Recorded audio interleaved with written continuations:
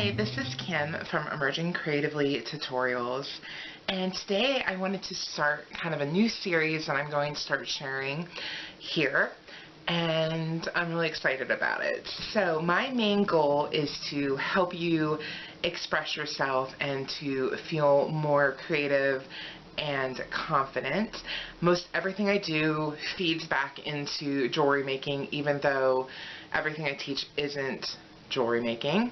So you'll often see me sharing my art journal pages, which I then use as inspiration for my jewelry making, and that's kind of the whole focus of Inspired e-course.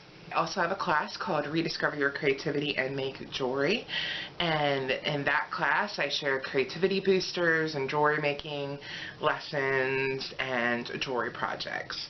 But for this free series that I'm doing, we're going to be making an inspiration book.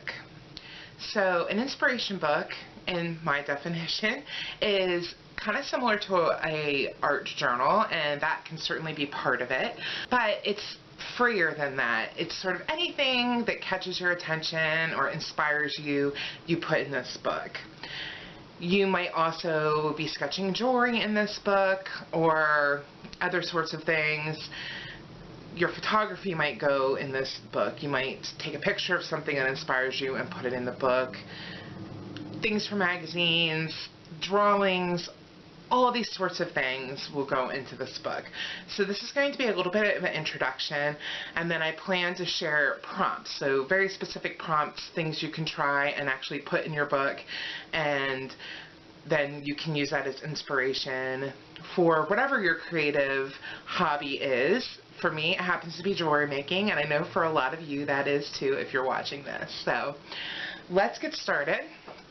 So you don't really need a lot of supplies for this. You probably want to get a journal, and I'm using a relatively small one because it fits in my purse. So I can take this journal with me wherever I go. I can just slide it into my purse.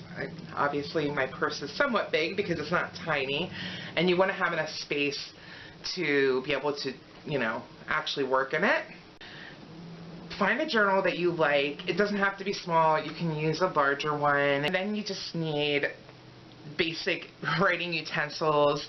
So the only other real thing that you might want to start thinking about, because some of the prompts will revolve around collaging or pulling things from magazines, and you might not get magazines. I actually don't subscribe to magazines, and I do collaging quite a bit, and so I have a few ideas for you. You might start asking your friends who do subscribe to magazines to give you their old magazines.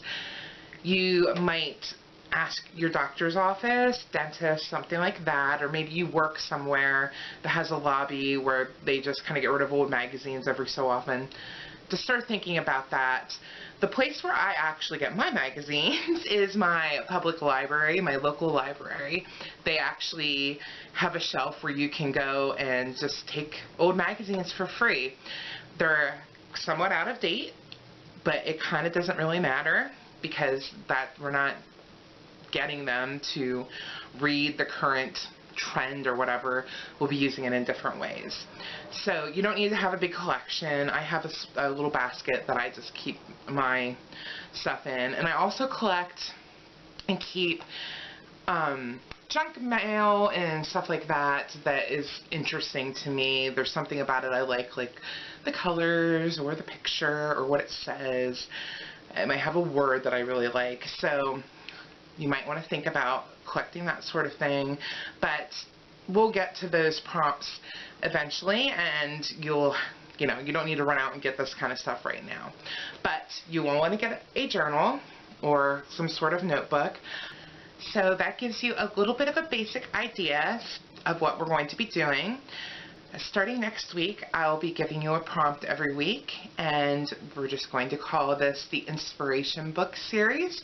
So you can look for that over on my blog at KimberlyKoehler.com, and I'm going to try to do videos for each one too, so you can find them on YouTube as well. And we'll be doing a prompt every week and adding it to our inspiration book. However, I also wanted to say, don't feel like you can only put what I'm telling you to put in your inspiration book. Anytime you feel inspired, go ahead and put it in the book. If you take a picture you really want to stick in your book, put it in there. You see something in a magazine you want to paste in, you want to draw, go ahead. You think of an idea for a jewelry design, you can sketch it in here. The idea is it's a book full of all kinds of inspiration and ideas that you can always refer to. The other thing I wanted to add is do not worry about how perfect and pretty it is. This is for you only. I'll be sharing mine, but you don't have to share, but you can. But don't get too fussy about it, because then you start to worry about making it perfect, and you don't need it to be perfect. It doesn't need to be perfect, it just needs to be inspirational. So when you're looking for inspiration, you can just kind of go through it and get inspired. So don't worry about it being perfect, just start sticking stuff in there, and I'll be giving you prompts as well.